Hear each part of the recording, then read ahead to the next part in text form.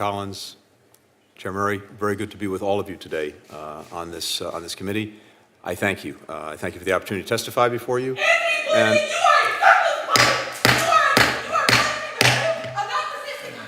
I recognize people feel passionately. We must have order in this room. We are going to proceed with this hearing. Mr. Secretary, you may resume. Thank you, Mr. Chairman. I want to thank you also for your partnership in working together to advance American leadership in the world, leadership that's so essential for delivering on the priorities that matter to our people at home. I think the need for our global leadership and cooperation with allies and partners.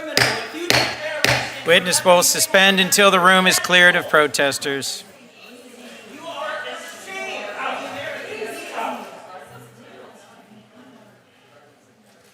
That's two. Mr. Secretary, you may proceed. Chairman, thank you. So I was saying the need for our leadership and cooperation with allies and partners has never been greater. The People's Republic of China is pursuing military, economic, and geopolitical preeminence, challenging our vision for a free, open, secure, and prosperous international order. Russia is committing aggression not only against Ukraine, but against the principles at the heart of the UN Charter: independence, territorial integrity, sovereignty, that are the building blocks for global peace and security. In the Middle East, we're standing with Israel in its efforts to ensure that what happened on October 7th never happens again, as we do everything we can to bring to an end the terrible human suffering in Gaza and prevent the conflict from spreading. U.S. leadership is needed to address humanitarian crises elsewhere around the world.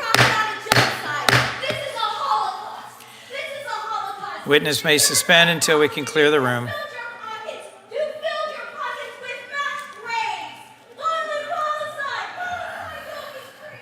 Mr. Secretary, you may resume.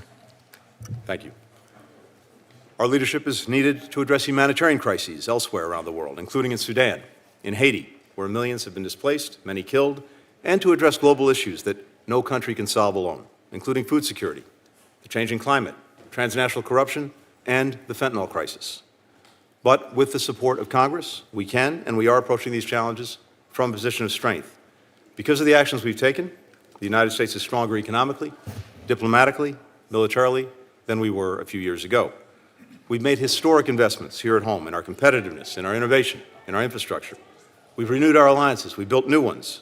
We've secured unprecedented alignment with key partners in Europe, in Asia, and beyond. We've delivered essential American aid to Ukraine, and we've rallied the international community to share the burden. For every dollar that we've spent in economic and development assistance, others have collectively invested 3 more. Now, many doubted that bipartisan support for Ukraine and other urgent national security priorities could endure. But last month, Congress demonstrated to the world that we would not pull back. You passed the President's supplemental funding bill by an overwhelming margin and on a bipartisan basis. Our investment abroad does not come at the expense of our strength at home. Far from it. Most of the supplemental is being spent here in the United States, building up our own defense industrial base, supporting thousands of American jobs. We need to keep up this momentum, and that requires a State Department and a budget that we fully resource so that we can meet the challenges of our time. And I think, as Senator Graham put it, in effect, an ounce of prevention is well worth more than a pound of cure. And we know that if we don't get these problems on the takeoff, we're going to have to deal with them on the landing, but in much more costly and difficult ways. The FY25 budget that the President's putting forward, requesting $58.8 billion for the State Department and USAID, does this in 2 ways. First, it funds the essential missions of our department and USAID. The budget will ensure that the United States continues to be the partner of choice that countries can turn to when they need to solve big problems, but problems that also affect us. In an era of renewed great power competition, we've got to present the strongest possible offer, one that is relevant and responsive to countries' needs and that advances our security and economic interests. That's why, for example, we're requesting $2 billion for a new fund to build high-quality, sustainable infrastructure around the world. Crucially, these kinds of investments create jobs for Americans and expand markets for our businesses overseas. We're requesting resources for the World Bank. With $1 billion in U.S. funding, we can unlock another $36 billion in development fund capacity to direct to the top priorities of emerging economies. That's a huge return on our investment and essential, again, for competing with China around the world. The budget also includes $1.7 billion for international organizations, including the United Nations, APEC, the Inter-American Development Bank, to help shape them in ways that reflect our interests and values. We're asking for $500 million to give more people around the world access to secure internet and digital technologies. Doing so will support the U.S. economy through the export of our technology products. It will help us ensure that we and our fellow democracies remain the leaders and standard setters in key technologies like artificial intelligence. The budget includes funding to address global issues that affect the lives and livelihoods of the American people, as well as people around the world, especially the synthetic drug crisis. It also funds our response to irregular migration, global food insecurity, public health, climate, and energy security.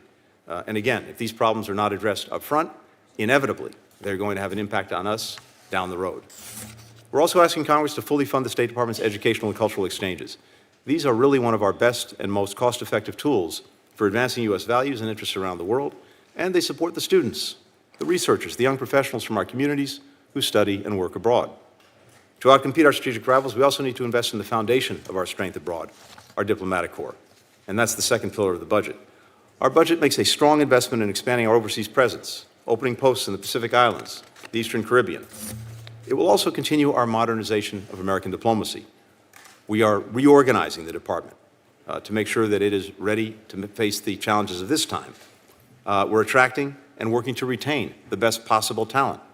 We're investing in our people in Washington and in posts overseas with training, with technology. We're promoting more agility, more innovation, more efficiency in the processes that we bring to bear. Last year's enacted budget level represented a 5% cut from the year before. That challenges our efforts to deliver the results that Congress and the American people deserve. So I urge you to support this budget, which helps us address the most pressing foreign policy priorities for the coming year and lays the foundation for strong American leadership in the years beyond. With that, I'm happy to take any questions. Thank you, Mr. Chairman. Thank you, Mr. Secretary. As I mentioned in my opening remarks, we're working with your department